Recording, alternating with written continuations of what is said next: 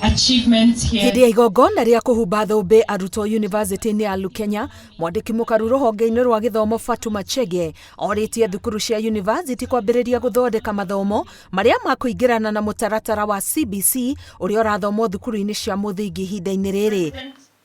Arutwo mbere ya gĩthomo gĩa CBC makaingĩra university mĩaka 8 yũkĩte. It's for them to be doing research down there, observing, looking at the courses that are happening there at the basic level and in relation to the courses that they are offering, for them to look at how the pedagogy, the teaching styles and the learning styles are changing down there, and remembering these graduates will come to the university.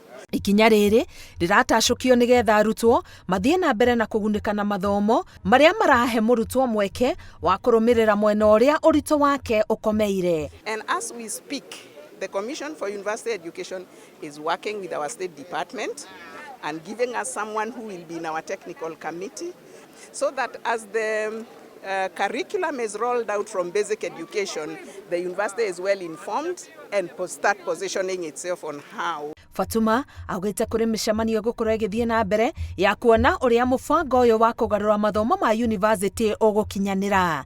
Ngĩribotera Inooro TV, Getwo Karo Kĩnyugo Mwaũra. Alio Apia.